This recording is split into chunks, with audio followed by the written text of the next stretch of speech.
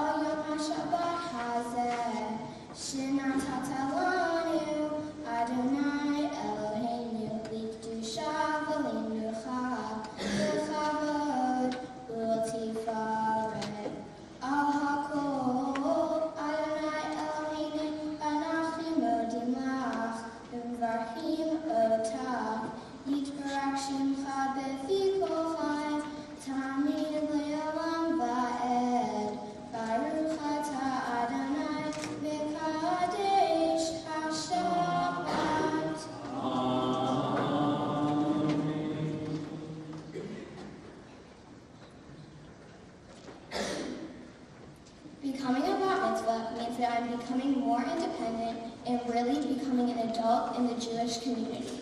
This is very important to me because I have come to the point in my life when I can start making decisions. I've known since I was little that I wanted to be treated like an adult. I always hang out with them too. Just ask my mom. I think my family is just happy to see the young woman I am today. As a member of the Jewish community, I am now finally old enough to understand and take in the responsibility of reading and understanding the Torah's meaning and importance. My Tzedakah project was helping an underprivileged school named Northside Community School. I got to be an assistant teacher in a kindergarten class.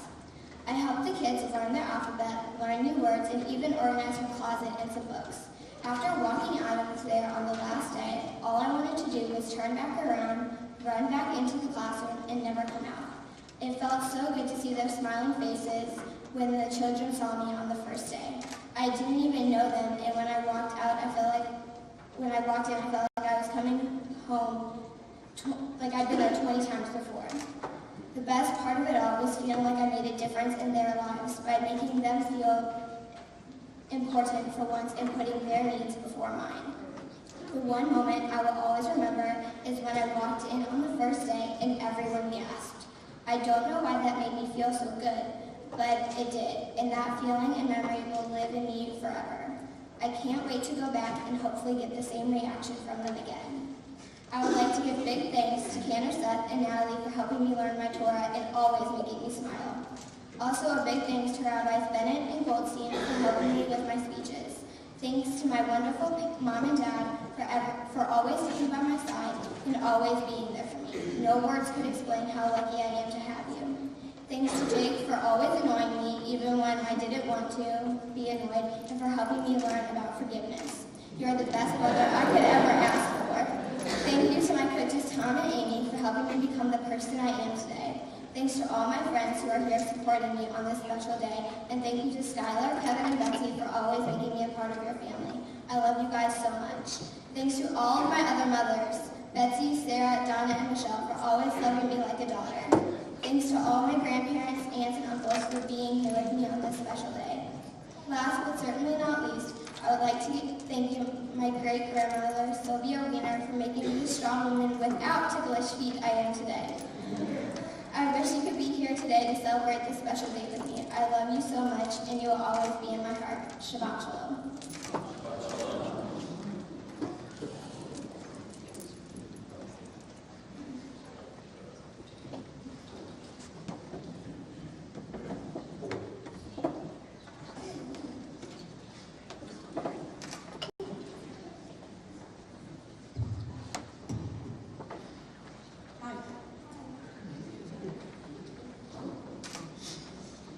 We are so proud of you. You have worked very hard to get to this day, and we've enjoyed watching you work through the process with Cantor Warner and Rabbis Goldstein and Bennett, Lisa Alperin, Natalie, and their amazing, amazing staff. 13 years ago today, I arrived at my weekly doctor's appointment only to find that you were ready for your entrance 2 weeks earlier. And from that moment on, we knew you had your own style and way to do things. You were named after your great-grandmothers who had passed away, and you are more like them than you will ever know. Anne, BJ, and Pat would be so proud to know that you have carried on their tradition of spunk, pizzazz, and love, and that you are an independent spirit with a big heart. You have always said that what you lacked in size, you made up in might and determination. You started crawling at 5 months, much to your brother's dismay, and once you could talk, and once you could walk, there was no stopping you. When you decided that gymnastics was your passion, you never could have dreamed what you could accomplish in such a short time. Since you started competing, you have won state and regional championships and continue to grow as a teammate for every day. As I looked through the many pictures of you, and believe me, there were thousands for your video, I couldn't help but to find a great memory behind every one. Whether it was you with Pooh Bear in your arms, who's back there, by the way, you riding Pop-Up like a horse, doing art with Grammy, or swimming with Teppy and Ted, you jumping into Jeff's arms or doing Silly Silly with Robin, or even appeasing me by posing with your brother, riding in a golf cart with Papa or shopping with Danny, hanging out with your cousins and Barbara, or just laying on the couch watching TV. You have a magical aura around you. You draw people to you with light and grace. That's not to say that every day is sunshine and roses. You are a teenage girl, or they, which means lots of arguments and eye-rolling and stomping around the house. But those are much fewer and farther in between than the good stuff. We continue to be impressed by your strength and determination in all the things you do, and look forward to seeing what comes next on your journey. Just like there are traditions in Judaism, there are traditions in our family as well. Today you became a bat mitzvah wearing the same tallit worn by your father, me, your brother, and James. Just as we did for Jake, we've written a blessing for you on this day as you become a bat mitzvah. May the light in your eyes shine upon the path that you choose to follow. May the kindness in your heart radiate to those around you. May the caring that you show to others help heal the world one person at a time. May your awareness of God be a constant source of wonder and amazement and always bring you comfort and strength. May you always know peace in your soul and carry it with you through the journey of your days. We love you. We love you and continue to be proud of you as our daughter and now as an adult in our congregation.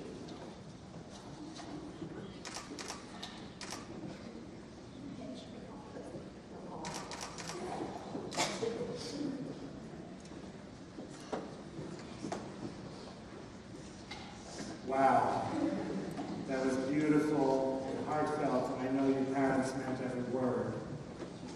And I know that all of us feel the same way. We feel so lucky to know you. We feel so lucky that we can share this day with you. And we feel lucky that we are going to be able to watch you as you continue on this amazing journey. I want to begin by expressing Rabbi Goldstein's regrets that she's not here. I know how sad she was when she figured out that her schedule obligations out of town this week made it impossible for her to be here. And I know it was a disappointment for your family as well, and she wanted me to send to you her mazel tov and her regards to you. She knew you'd be awesome, and of course you are always awesome. But it was a lucky blessing for me to get to step in and kind of help out. Truthfully, you didn't really need me very much, and I'm not sure you need any of us very much. You're on your way, and nobody's going to get in your way. But it was great to be along for the ride, because every time you come into this temple, every time you come into my office to meet with me, and to study and learn and work together on those final touches on your speeches for your bat mitzvah, and every time your family is here, there is an energy that shows a genuine love and commitment for being part of this community, of this congregation, and just being on this amazing journey of life. You overflow with joy, and you overflow in this bundle of energy that seems ready to burst out at every moment. You overflow with an optimism and a joy and a positive energy and a desire to take whatever you're given and to transform it into something special. And you come by that honestly.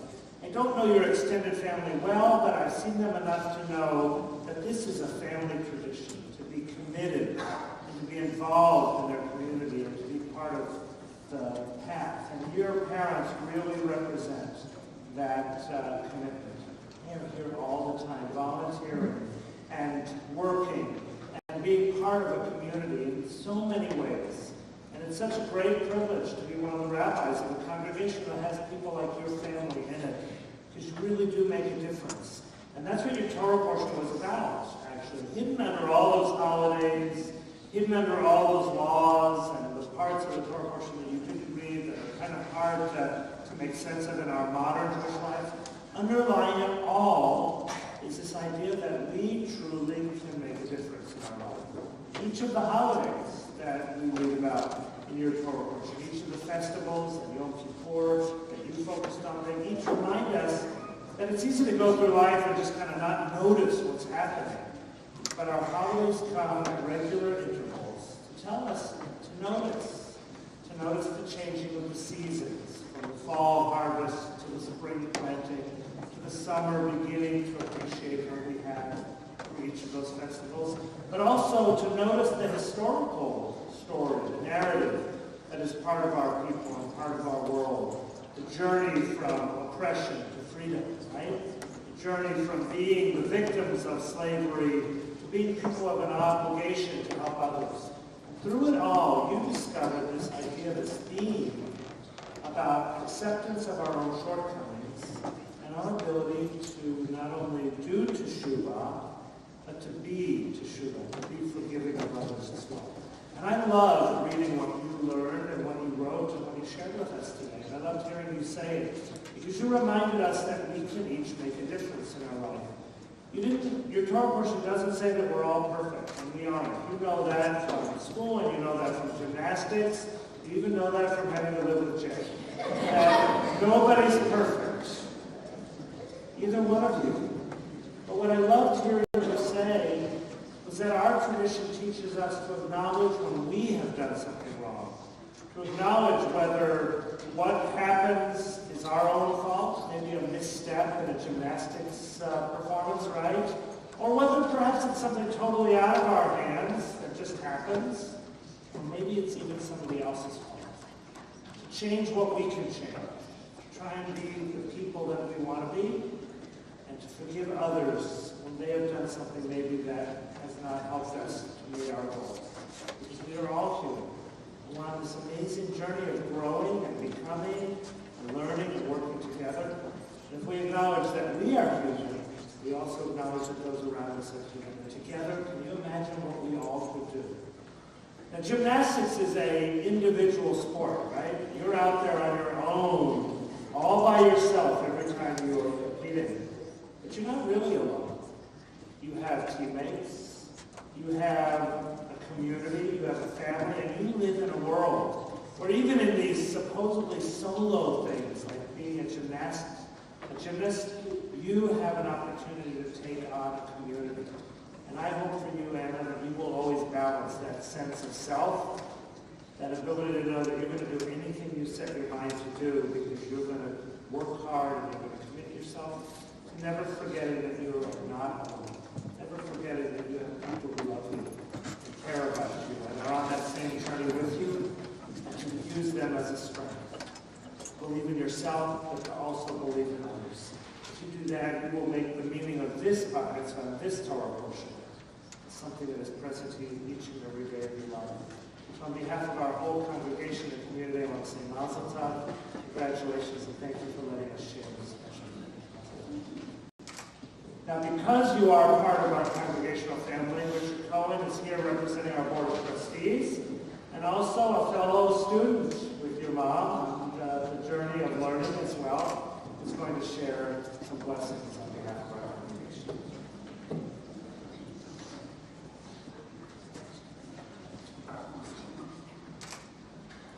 And being a member of the Board of Trustees is a real honor because we get to work on maintaining this wonderful congregation. But I think all of the trustees will tell you that the best part of the job is being able to sit on the beam and watch a young man or a young woman become a bar mitzvah. And for this tough trustee, it's going to be hard to top today. You chanted your Torah and Torah portion so beautifully, and you taught us in your Devar. And it was a real joy to be able to sit up here and watch the pride and the love on the faces of your family. As the rabbi mentioned, your mother and I were in the adult B'nai Mitzvah class together, and out of that wonderful experience, we formed a real friendship, a very unique friendship. And so I think it entitles me, at least today, to be an honorary uncle, to share that pride and that joy. I'm inspired by what you said, and I'm encouraged by your commitments to the Jewish values of tzedakah and teshuvah. On behalf of the rabbis, the Board of Trustees, the Men's Club, and the Sisterhood, we have some gifts for you that will help you as you continue down your Jewish journey.